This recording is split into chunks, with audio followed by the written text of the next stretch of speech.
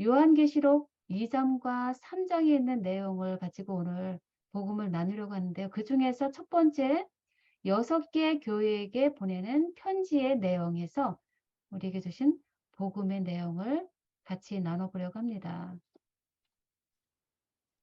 예, 7교회에게 보내는 편지인데요. 이것은 사도 요한에게 예수님께서 계시로 보여주신, 그리고 계시로 오셔서 그에게 편지를 써서 7교회에게 보내라 라고 하신 명령대로 사도 요한이 기록해서 7교회에게 보낸 편지입니다. 그 편지는 그 시대 당시 사도 요한 당시에 존재했던 7교회에게 전달된 편지일 뿐만 아니라요. 세상 역사의 끝까지 존재할 각 시대의 그리스도 교회에게 주신 편지입니다. 그리고 아울러서 이 편지는 우리 각자에게 적용되는 아주 귀한 편지입니다.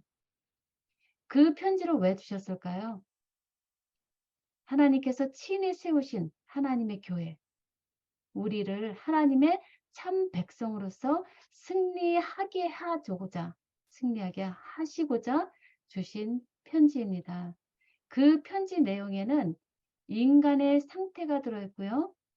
예수님의 명령이 처방으로 담겨 있고요.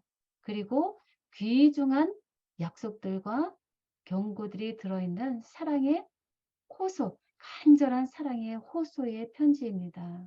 그래서 이 편지를 읽고 듣고 하면서 정말 얼마나 귀한 아름다운 편지인가를 이 말씀을 준비하면서 다시 한번 새삼스럽게 깊이 깨달을 수 있는 말씀이었습니다.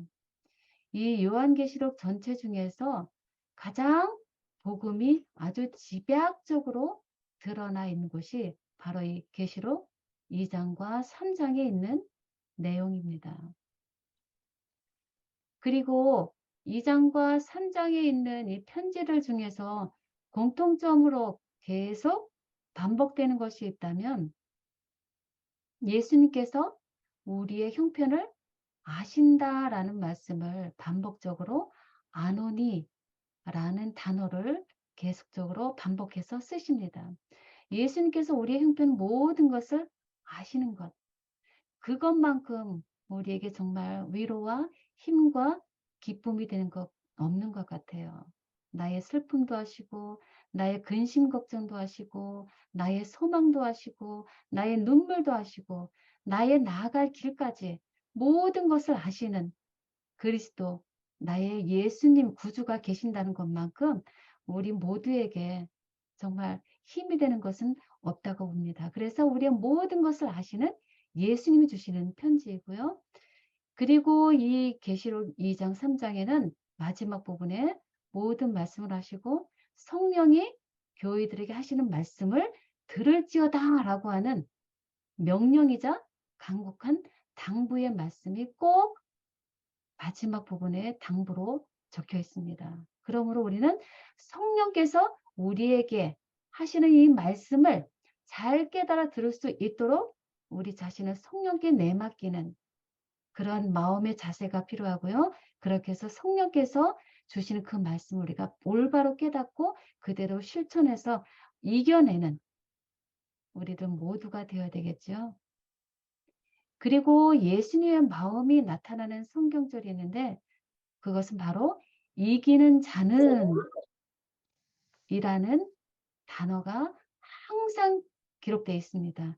7번이나 이기는 자에게는 이런 상급, 약속과 축복이 있다라고 계속적으로 약속을 하십니다. 그만큼 예수님께서는 우리가 이기기를 간절히 바라신다는 얘기가 되겠죠.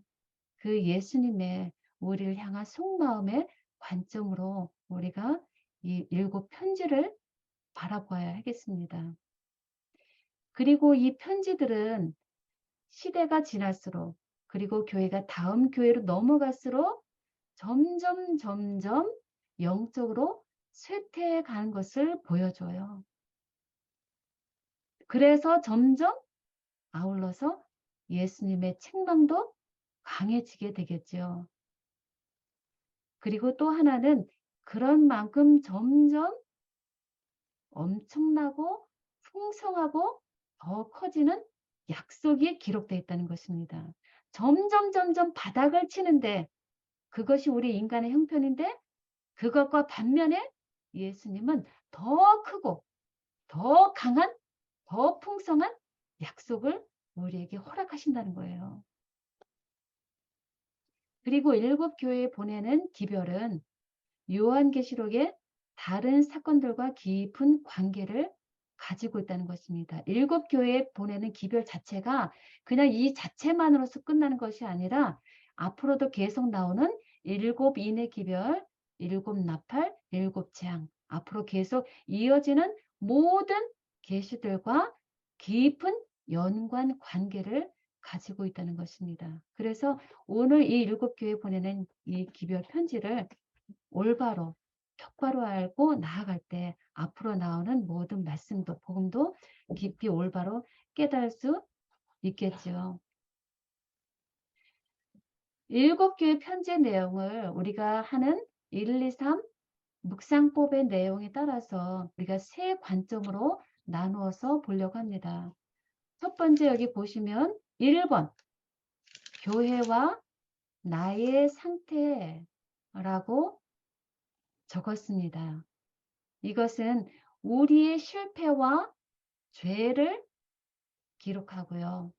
그리고 교회의 잘못이 기록이 되고요. 그래서 예수님께서 책망하시는 부분들을 우리는 여기 교회와 나의 상태다라고 깨달아야 되고요. 우리는 그래서 이 부분으로 나의 인간의 상태로 확인하시고 아실 것입니다. 그러나 거기에서 멈추는 것이 아니라 그 편지 내용에는 우리의 모든 죄와 허물을 너무나 속속들이 잘 아시는 예수님의 모습이 나와요.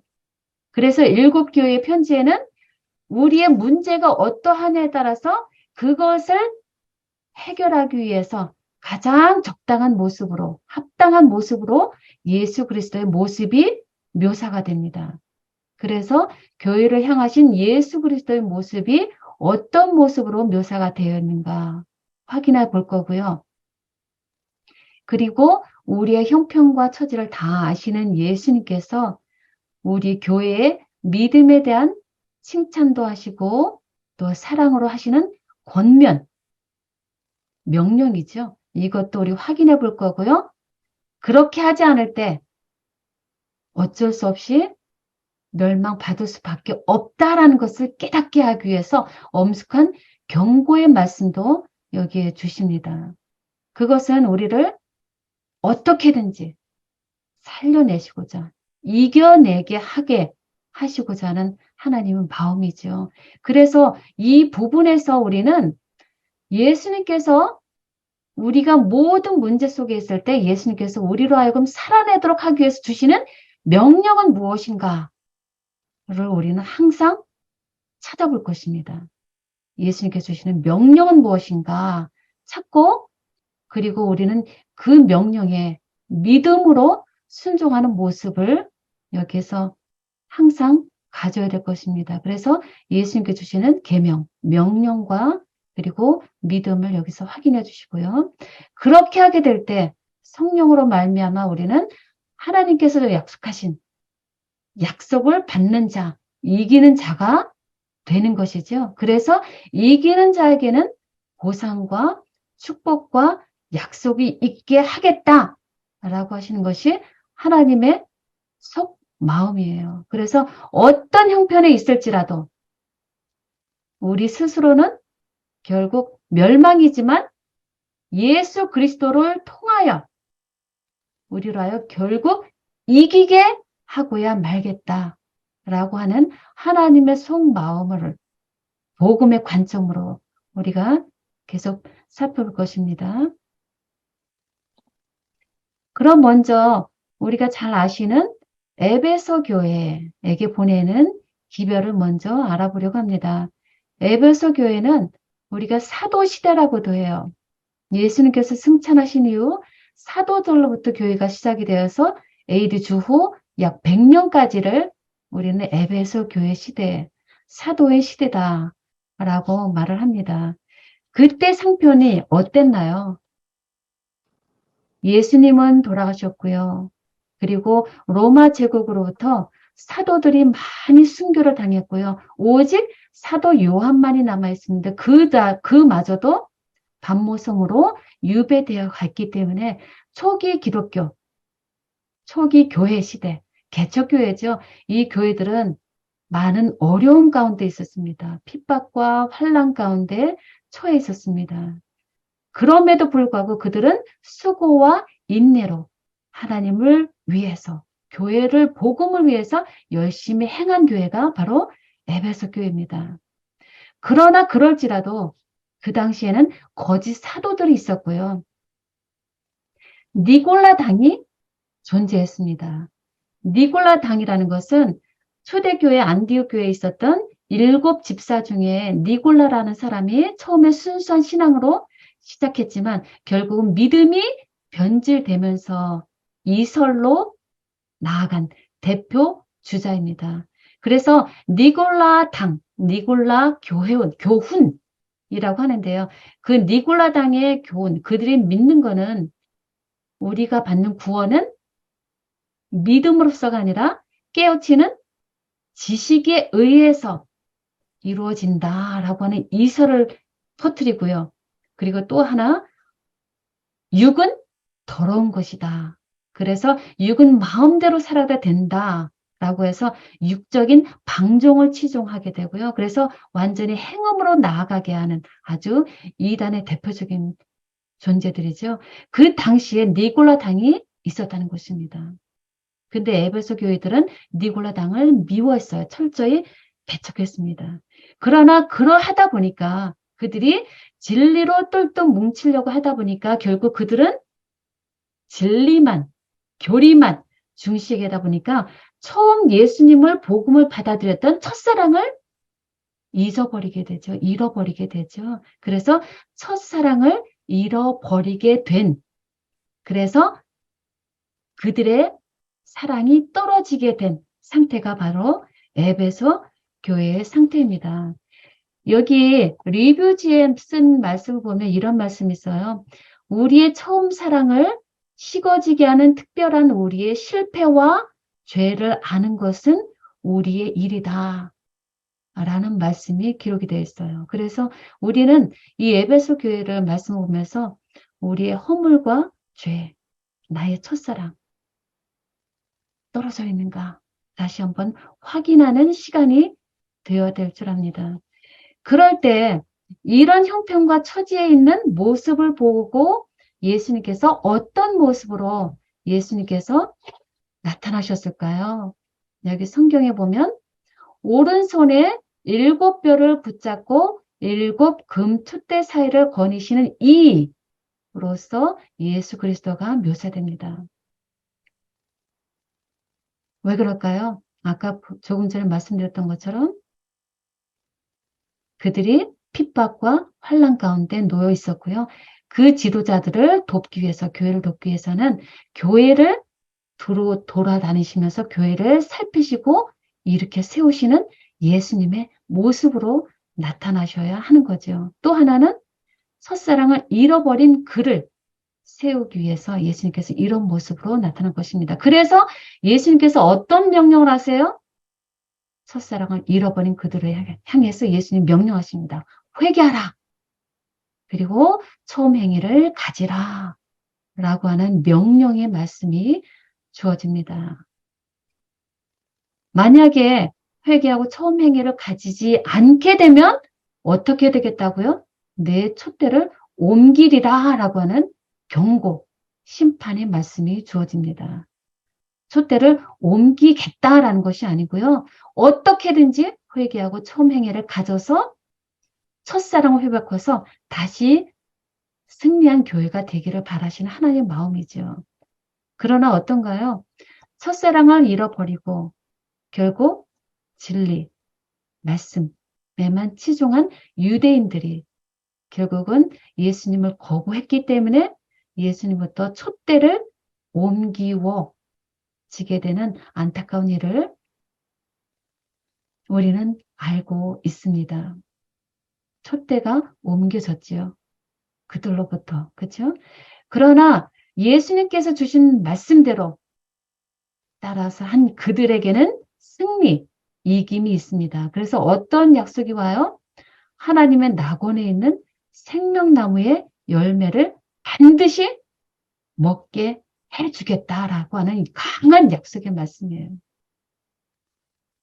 첫사랑을 잃어버려서 교회로서의 위치를 잃어버릴 위치에 있는 그들에게 예수님께서 7뼈를 가지고 7금촛대 사이를 두루 다니시는 모습으로 오셔서 결국은 교회를 승리하게 하셔서 생명나무의 열매를 주어서 먹게, 영생하게 해주겠다라고 하는 예수님의 약속입니다.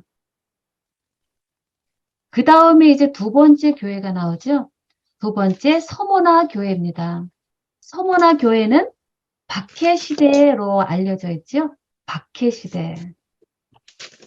이제는 에베소 교회에서 시작되었던 그 박해가 점점 그 도수가 강해지므로 고난과 순교의 시대라고도 표현합니다. 박해가 강해지므로 이제는 그들이 순교, 목숨까지 잃어버리는 순교의 시대가 되는 것입니다. 그래서 313년까지의 시대를 말하는데요. 이들의 형편을 보면 서문화 교회의 형편들은 정말 환난을 받았고요. 아주 궁핍한, 가난한 자들의 모습입니다. 그러나 그러할지라도 그들의 실상은 부유하다라고 말씀하세요. 믿음에 있어서는 부유해요.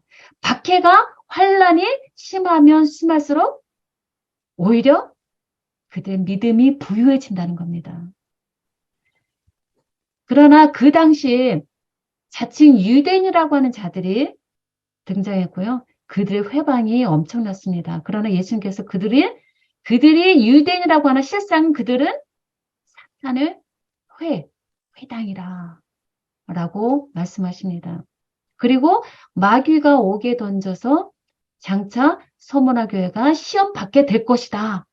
10일간 환난 받게 될 것이다. 라고 미리 박해를 예고하시는 것입니다. 그래서 그 말씀대로 정말 303년부터 313년까지 10년이란 10일간은 예언의 기간으로 하면 10년이 되죠. 10년간 동안 아주 가장 혹독한 박해의 기간이 있었다고 역사에는 등장함책이 기록하고 있습니다. 그래서 10일간 환난받을 것을 미리 예고해 주시는 것입니다. 그러므로 예수님께서 그들의 형편과 처지를 아시고 이제 어떤 모습으로 서머나 교회에게 예수님께서 오실까요? 이렇게 오십니다. 처음이요, 나중이요, 죽었다가 살아나신 이로서 예수 그리스도가 오십니다. 왜 그럴까요? 환난으로서 순교 당하는 자들에게 예수님께서 뭐라고 하셔요? 나도 너희들과 같은 경험을 겪었다는 거예요. 나도 너희와 같이 핍박과 환난을 겪었고 나도 죽임을 당했다라는 거예요. 그래서 죽임 당하는 그들에게 내가 너의 형편과 처지를 안다. 그리고 내가 다시 살아난 자다. 내가 부활했다라고 그들에게 부활의 소망을 주시고자 처음이요 나중이요 죽었다가 살아나신 이로서 오신 것입니다. 그러므로 예수님께서 뭐라고 명령하세요? 장차 받을 고난을 두려워 말라라고 명령하시고요. 그 환난 가운데서라도 죽도록 충성하라 라고 명령하십니다. 이 명령에 두려워하지 말고 충성할 때는 반드시 하나님께서 놀라운 약속을 주십니다. 어떤 약속이에요? 죽을지라도 생명의 멸류관을 주겠다. 둘째 사망의 해를 받지 않겠다. 부활시켜 주시겠다는 거죠. 생명의 부활로 주시겠다고 하는 놀라운 약속의 말씀이 서머나 교회에게 주신 복음인 것입니다. 그래서 우리는 여기 지금 이 1번 교회와 나의 상태가 어떠할지라도 우리에게 약속을 반드시 허락하시고 이루어 주시는 하나님의 마음을 보셔야 돼요. 근데 어떻게 이루어 주신다고요? 2번 예수 그리스도로 말미암아 주신다는 것이죠. 그래서 우리는 2번 오직 예수로 말미암아 이 기별을 우리는 그리스도의 예수 그리스도의 칭의라고 할 수 있고요. 오직 예수의 기별이라고 할 수 있고요. 십자가의 기별이라고 할 수 있고요. 여러 가지 세천사의 기별이라고 할 수 있고요. 우리는 모든 여러 가지를 여기에다 집중해서 표현할 수 있습니다. 그 다음에 이제 세 번째 교회를 보실까요? 버가모 교회예요. 버가모 교회는 세속화 시대, 타락의 시대라고 표현합니다. 서머나 교회가 아까 박해받으면서도 끝까지 그 믿음을 지키고 순교를 했다면 이제 313년에 밀란 칙령으로 말미암아 종교 자유가 허락됨으로 말미암아 교회의 자유가 들어왔죠. 그러므로 이제 이 교인들 간에 교회에 순수했던 믿음이 타락이 되는 거죠. 그래서 세속화되는 시대가 바로 이 버가모 시대입니다. 그래서 이 버가모 교회의 문제를 보면 버가모 교회는 교회 내에 내적인 문제와 외적인 문제가 같이 동시에 아주 크게 자리 잡고 있었는데요. 첫째, 내적인 문제는 거짓 교사가 있었어요. 그리고 외적인 문제로는 핍박이 계속 가중되는 아주 심한 상태가 있었습니다. 바로 버가마 교회입니다. 그래서 성경에 보면 버가마 교회는 사탄의 위가 있는 곳에 버가마 교회가 있다라고 하는 것이죠. 사탄의 자리예요. 버가모는 사탄의 자리. 그러나 그런 형편에 있을지라도 어떤 신실한 사람들은 예수님의 이름을 굳게 잡아서 부인하지 않는 신실한 자들이 있음을 보여줍니다.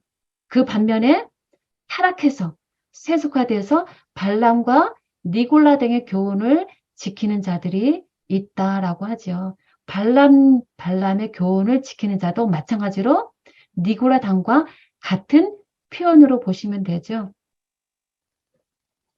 행음하게 되고요.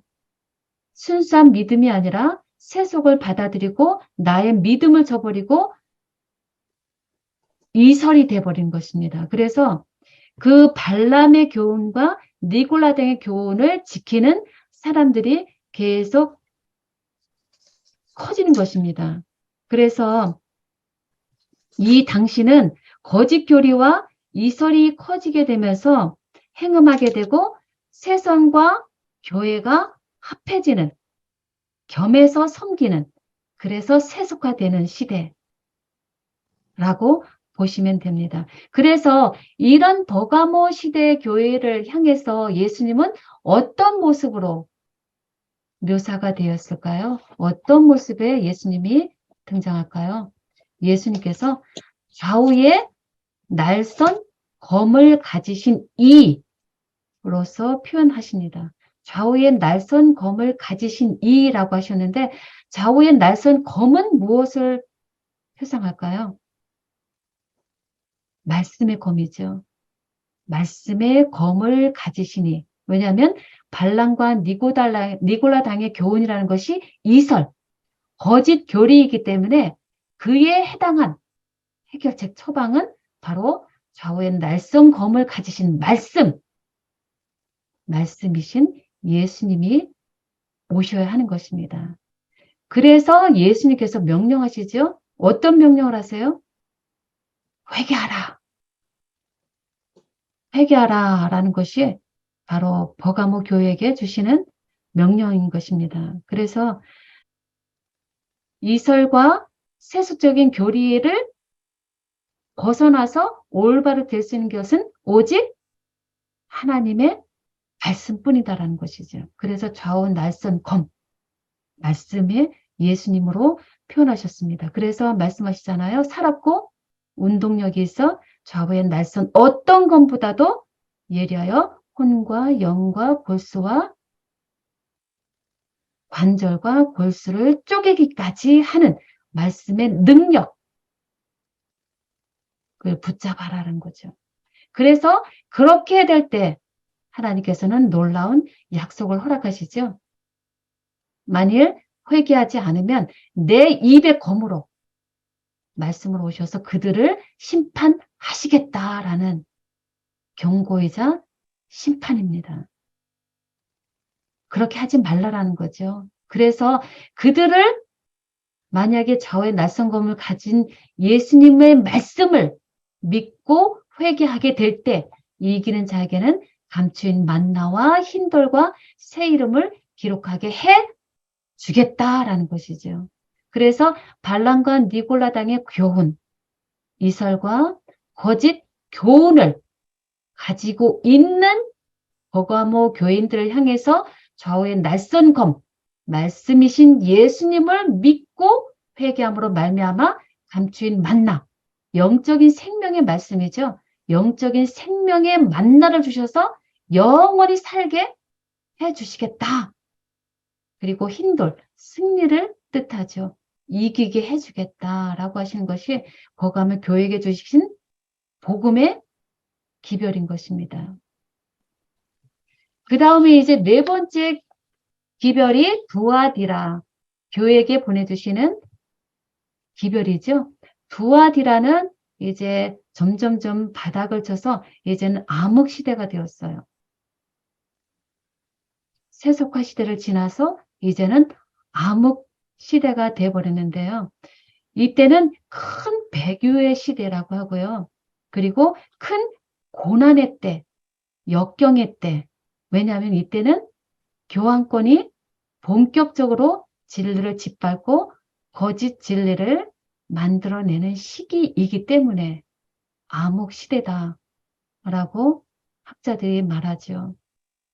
그래서 암흑 시대에 그때는 어떤 모습을 보냐면요. 이때는 완전히 교회가 두 갈래로 갈라지게 됩니다.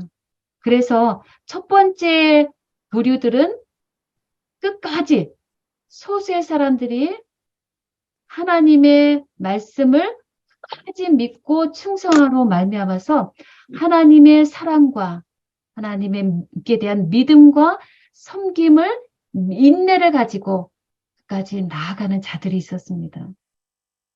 소수의 무리들이에요. 좁은 길을 가는 자들이죠. 그들에게 예수님께서 뭐라고 하셔요? 너희들의 나중 행위가 처음 것보다 많다라고 말씀하십니다. 그래서 이런 부류가 있고요. 그러나 그 반면에 이세벨을 용납하는 자들이 등장합니다. 여기 이세벨이라는 것은 영적인 혼탁한 지도자를 말하죠. 그래서 이세벨을 용납한 신자들이 생기게 되는데요. 그래서 그들로 말미암아 이제는 행음을 하게 돼요. 음행하게 되고 우상의 제물을 먹게 되고요. 이 우상 제물을 먹는다는 것은 거짓 진리, 이설을 받아들인다는 것이죠. 그래서 우상 제물을 먹고 예수님께서 계속 회개하도록 하시지만 끝까지 음행을 회개하지 않는 배도한 자들이 있습니다. 그때가 바로 두 아들의 시대, 그래서 암흑 시대다라고 표현합니다. 그래서 그때 예수님께서는 어떤 모습으로 오실까요? 예수님께서 불꽃 같은 눈과 빛난 주석 같은 발 가진 하나님의 아들로 묘사하셨습니다. 왜냐하면 이 당시는 천주교 교황권이 그때 많이 자라난 시대이기 때문에 절정에 다른 시대이기 때문에 그 천주교 교황이 뭐라고 하죠? 나는 하나님의 아들의 대리자다. 내가 하나님의 아들이다. 라고 하는 시대였기 때문에 예수님께서 어떤 자로 나오셨어요? 내가 하나님의 아들이다.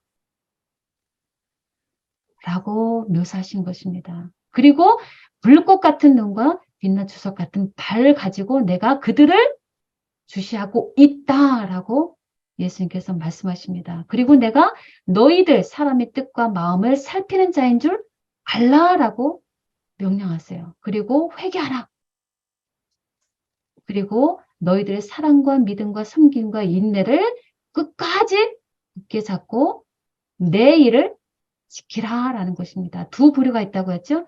이세벨을 용납한 자와 내 일, 예수 그리스도를 믿는 자, 두 부류가 존재하니까 우리 신도들 향해서 내 일, 그리스도의 품성을 끝까지 붙잡고 지켜내라라고 하는 명령을 주시는 것이죠. 그래서 이 명령을 믿음으로 순종할 때 예수님께서 어떤 약속을 주시나요? 각 사람의 행위대로 반드시 갚아주겠다라고 하셔요. 회개하지 않고 계속 끝까지 이설과 무상점을 먹고 행음하는 자들에게 각 사람의 행위대로 갚아주겠다라는 것입니다. 그러나 회개하고 예수님을 받아들이고 예수님 믿는 자들에게는 놀라운 약속과 축복을 주시는데요. 여기 보시면 아주 소수의 사람들이 예수님을 신실하게 충성되게 믿었다고 했어요. 그러나 그들에게 어떤 약속이 주셨어요? 만국을 다스리는 권세를 허락하셨어요. 그 소수에게. 만국을 다스리는 권세와 철장으로 세상을 다스리게 하시게 하고 질그릇같이 깨트리게 하겠다라고 하셨고요. 그리고 새벽별 예수 그리스도를 주겠다라고 하는 너무나 놀라운 약속을 이 어려운 두아디라 시대 교인들에게 약속을 하셨습니다. 그 다음에 이제 사대교회가 나오죠. 이제 마지막까지 바닥을 치게 하지 않으시고 결국은 그들 중에서 믿음으로 하나님께서 그들을 깨우치게 하시고 그 상태에서 종교 개혁 운동을 일으키도록 하신 것입니다. 그래서 사대 교회는 종교 개혁의 시대다라고 말씀합니다. 종교 개혁의 시대다라고 합니다. 예. 여기 말씀 보면 이들의 상태가 어떠냐 하면요. 성경에서 말씀하는 거 보면 살았다 하는 이름은 가졌으나 죽은 자다라고 말씀하세요. 조금 이상하죠? 종교개혁을 외쳤는데 어떻게? 그들의 상태는 살았다는 이름은 가졌으나 죽은 자라라고 표현이 될까요?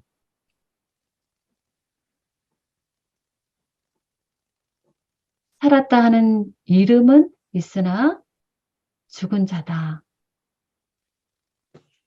종교개혁을 하면서 몇 사람의 신실한 사람들에 의해서 마틴 루터 같은 사람들이 있죠. 그들로 말미암아 종교개혁이 뜨겁게 시작됐죠. 온 세상을 놀라게 했고요. 그러나 그 종교개혁이 이루어졌지만 그 뒤를 이은 후세 사람들이 그 종교개혁의 정신을 똑바로 갖지 못하고 현실에 안주해 버리게 된 것이죠. 그래서 종교개혁의 사람들, 시대에 살았다 하는 이름은 가졌지만 실상 현실의 안주해 버림으로 말미암아 종교개혁의 정신을 잊어버린, 끈을 놓아버린 죽은 자라는 것이죠. 영적으로 죽은 자가 되어버린 것입니다.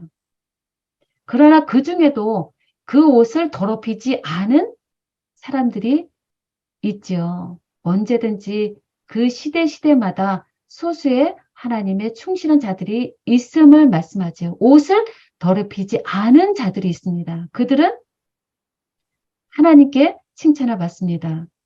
그러나 수많은 사람들은 온전한 행위를 찾지 못하고 흐름대로 계속 영적인 죽음을 살아갑니다. 그래서 생명이 없는 교회가 바로 사대 교회입니다.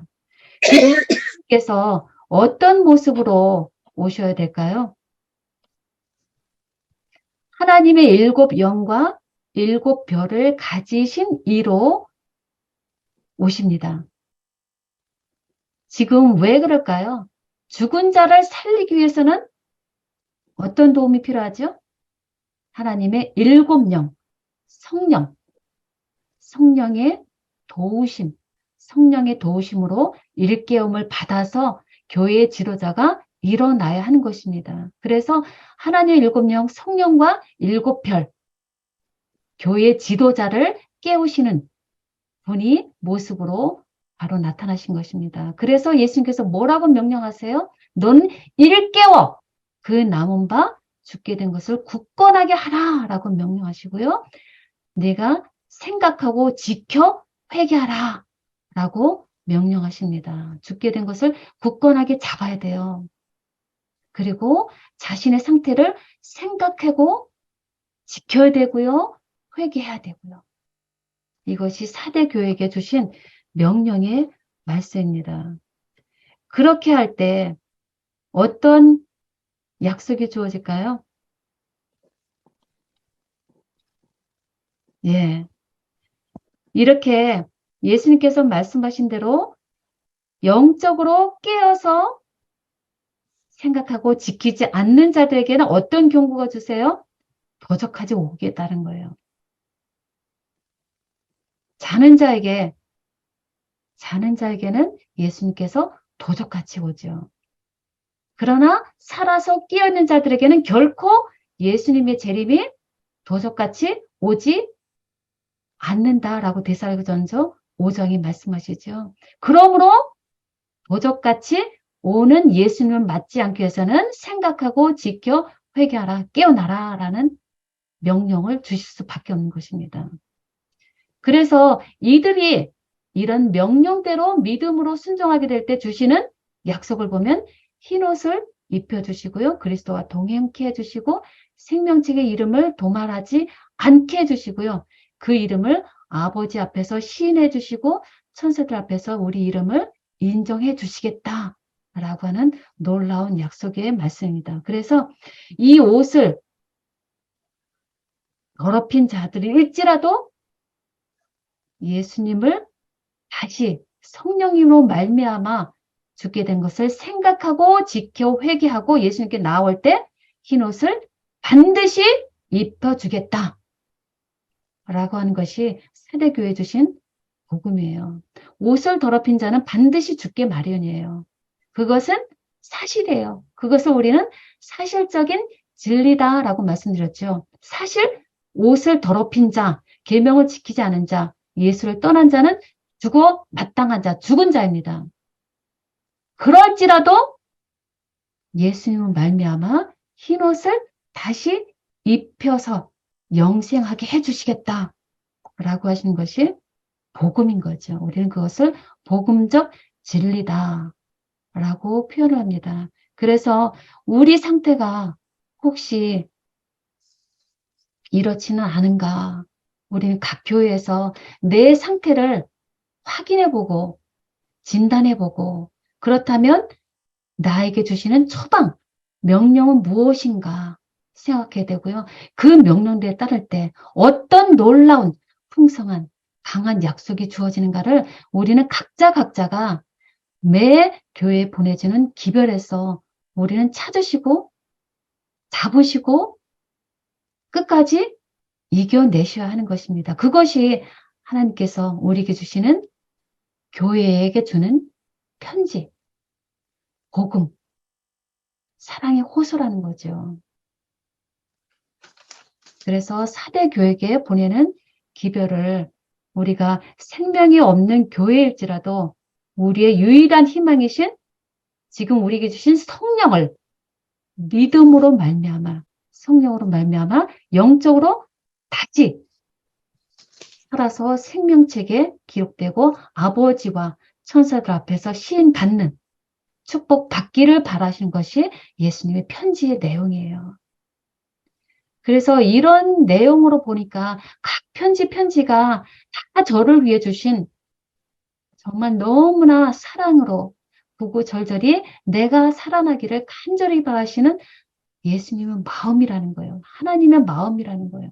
그 사랑의 마음으로 볼 때 계시록은 어려운 것이 아니라, 계시록은 두려운 것이 아니라, 계시록은 가장 복음으로 정말 똘똘 뭉쳐지고 우리를 다시 살아나게 하고 우리를 생명으로 나아가게 하는 최고의 복음이라는 것이죠. 그리고 이제 빌라델비아 교회에게 주시는 기별이 있습니다. 빌라델비아는 재림운동 시대입니다. 이거는 형제 사랑. 빌라델피아 이름 자체가 형제 사랑이라는 뜻이 있는데요. 재림 운동의 시대입니다. 그래서 빌라델피아는 어떤 때인가? 그들의 모습은 어떤 모습인가? 말씀해 보면은 그들은 작은 능력을 가졌다고 해요. 왜냐하면 사대교회에서 엄청 지금 신자들은 아주 작아졌잖아요. 작은 능력이 지금 빌라델피아에 남아 있습니다. 그러나 그 작은 능력일지라도 내 말을 지키며 배반하지 않는 자들이 바로 빌라델비아 시대 교인들의 모습이에요. 작은 능력으로 예수님의 말씀을 지키고 배반하지 않는 가장 칭찬만 있는 책망이 없는 교회가 빌라델비아 교인들의 모습이죠.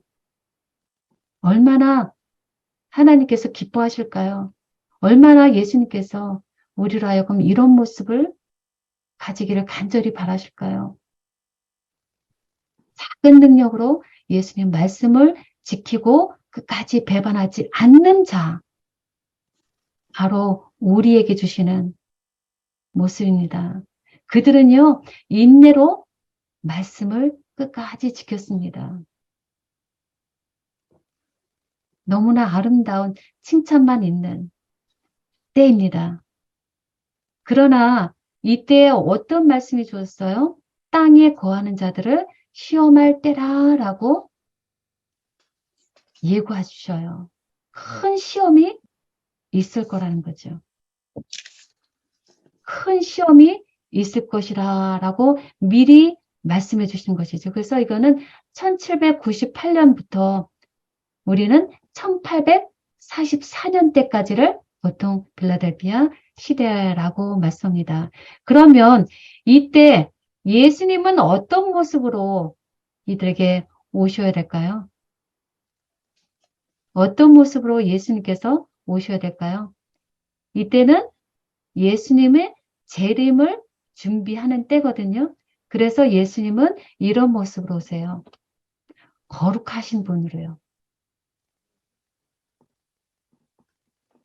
예수님의 재림을 맞이하기 위해서 우리 하나님 백성된 모든 자들은 거룩한 자들이 되어야 되고 진실된 자가 되어야 한다.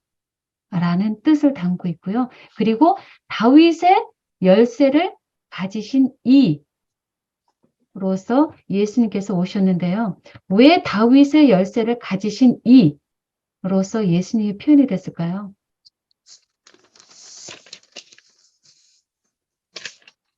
예수님이 재림하시게 될 때 그 재림의 약속에 참여하게 될 그 권한을 가지신 분이 바로 다윗의 열쇠를 가지신 분이라는 거죠. 예수님.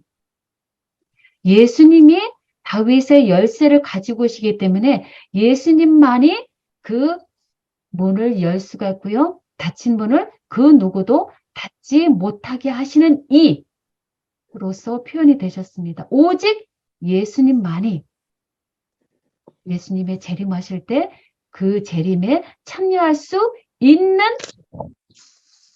권한의 표준이 바로 예수님이심을 말씀하시는 것입니다. 그리고 여기서 또 다른 말씀은 재림운동 시대에 문이 열려 있었죠. 왜냐하면 오직 예수님만이 구원의 문이시죠. 그래서 구원의 문이 이때까지 예수님께서 열어놓으셨으니 부지런히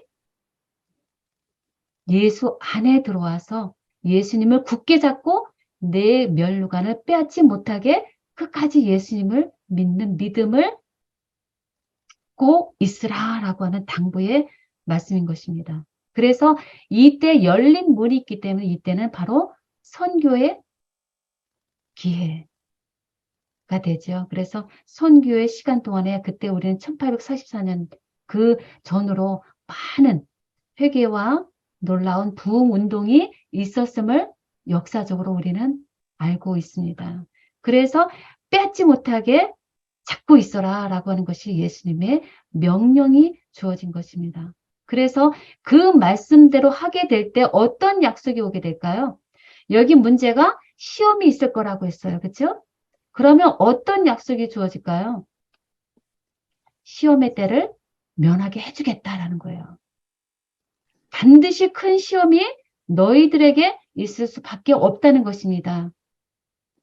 그러나 예수님을 굳게 붙잡을 때, 예수님 말씀을 끝까지 굳게 붙잡을 때 그 시험의 때를 면하게 해주겠다는 거예요. 누가요? 오직 예수님만이 그 일을 가능케 해주시겠다는 것이죠. 그렇게 될 때 우리는 하나님 성전의 기둥이 되고요.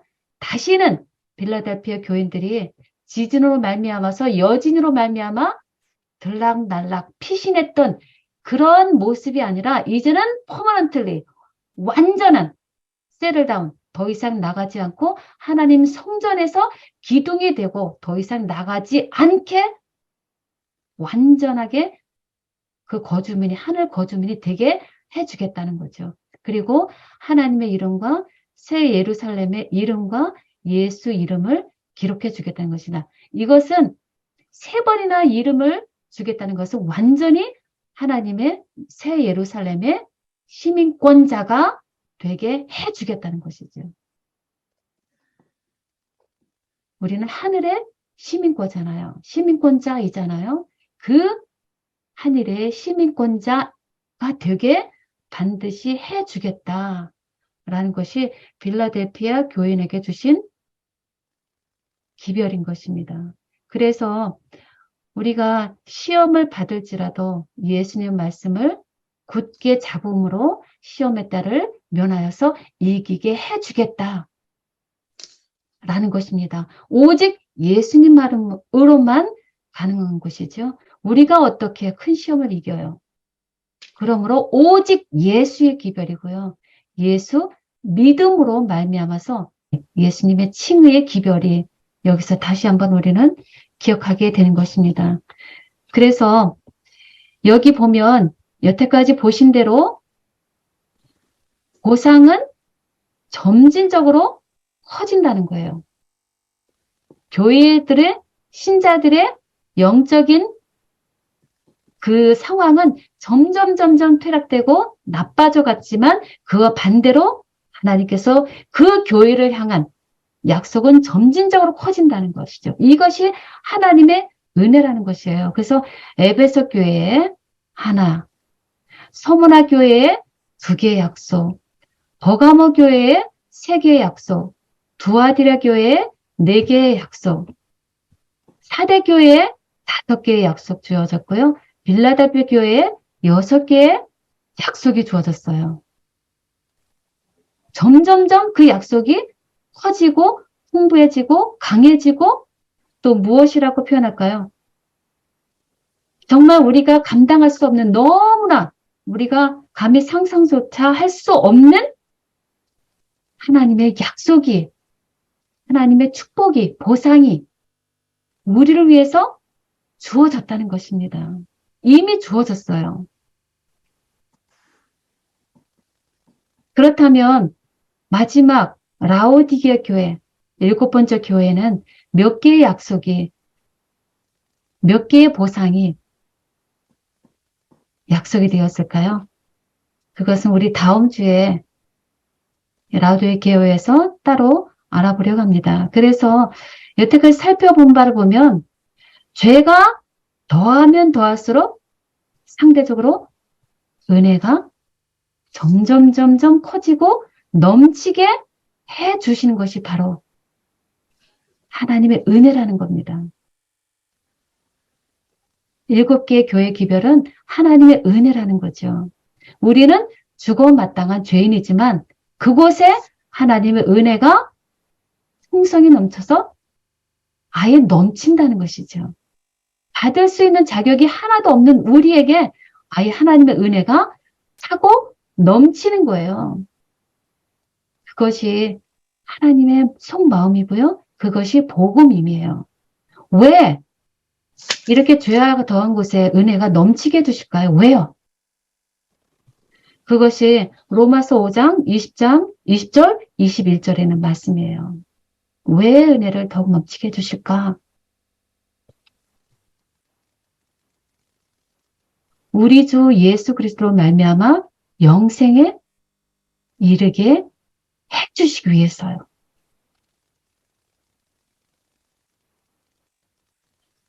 죄로 말미암아 죽을 수밖에 없는, 죄로 말미암아 이미 영적으로 우리는 죽은 자일지라도 예수 그리스도를 우리에게 보내주심으로 말미암아 그 대속의 피를 우리에게 주셔서 그를 믿게 하심으로 말미암아 우리를 영생에 이르게 하시고자 하는 하나님 아버지의 마음, 그 하나님의 은혜가 전체 성경에 있는 우리에게 주신 복음이라는 것이죠. 그 복음으로 말미암아 그 구속의 계획으로 말미암아 저와 여러분들이 지금 살아가시는 것입니다. 그러므로 예수님께서 제게 이런 말씀을 주셨어요. 디도서 3장 6절 7절에 있는 말씀인데요. 우리 구주 예수 그리스도로 말미암아 우리에게 그 성령을 풍성히 부어주사 우리로 그의 은혜를 힘입어 의롭다 하심을 얻어 영생의 소망을 따라 상속자가 되게 하려 하심이라 라는 말씀인데요. 우리는 어떤 사람이에요?